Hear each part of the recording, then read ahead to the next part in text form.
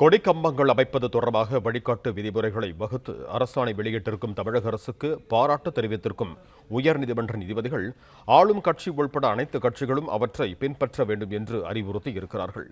இது தொடர்பான கூடுதல் விவரங்களோடு இணைகிறார் எமது செய்தியாளர் ஆனந்த்குமார். வணக்கம் ஆனந்த், உங்களிடம் இருக்கும் தகவல்களை பகிர்ந்து கொள்ளுங்க. வணக்கம். கொடிக்கம்பம் அமைப்பது தொடர்பான அரசாணை மற்றும் வழிகாட்டு நெறிமுறைகளை அமல்படுத்தாத சம்பந்தப்பட்ட அதிகாரிகளுக்கு எதிராக நீதிமன்ற அவமதிப்பு வழக்கு கீழ் நடவடிக்கை எடுக்கப்படும் என சென்னை உயர்நீதிமன்றம் எச்சரித்திருக்கிறது. மேலும் வழிகாட்டு நெறிமுறைகளை வகுத்துள்ளதற்காக தமிழக அரசிற்கு பாராட்டு தெரிவித்திருக்கிறது.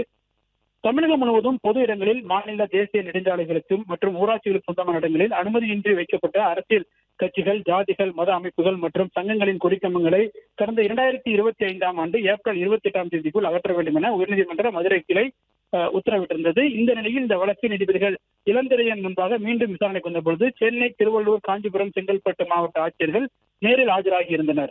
அரசின் கூடுதல் தலைமைச் செயலாளர் ரவீந்திரன், அதே போன்று கூடுதல் அரசின் தலைமை வழக்கறிஞர் ரவீந்திரன் கொடிக்கம்பங்கள் அமைப்பதற்கு அனுமதி வழங்குவது தொடர்பாக மண்டல மற்றும் மாவட்ட அளவில் குழுக்கள் அமைக்கப்பட்டிருப்பதாகவும் அதற்கான அரசாணையை தாக்கல் செய்தார். அதே போல கொடிக்கம்பம் அமைப்பதற்காக வழிகாட்டு நெறிமுறைகளை அரசு வகுத்திருப்பதாகவும் அந்த வழிகாட்டு நெறிமுறைகளையும் நீதிமன்றத்தில் தாக்கல் செய்தார்.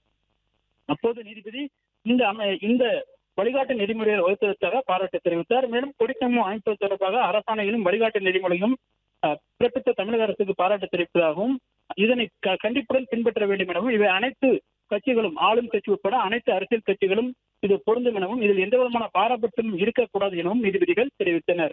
மேலும் வழிகாட்டு நெறிமுறைகளை அமல்படுத்தாமல் மீறி செயல்பட்டால் சம்பந்தப்பட்ட அதிகாரிகள் மீது நீதிமன்ற அவமதிப்பு நடவடிக்கையின் கீழ் வழக்கு தொடரப்படும் என எச்சரித்த நீதிபதி வழக்கினுடைய அடுத்த கட்ட விசாரணையை அக்டோபர் 15ஆம் தேதிக்கு தள்ளி வைத்துள்ளார். நன்றி ஆனந்த்குமார், உங்க தகவல்களுக்கு. பிளே ஸ்டோர் மற்றும் ஆப் ஸ்டோரில் இருந்து பாலிமர் செயலியை QR கோடு மூலம் பதிவிறக்கம் செய்யுங்கள். செய்திகளை உடனுக்குடன் பெறுங்கள்.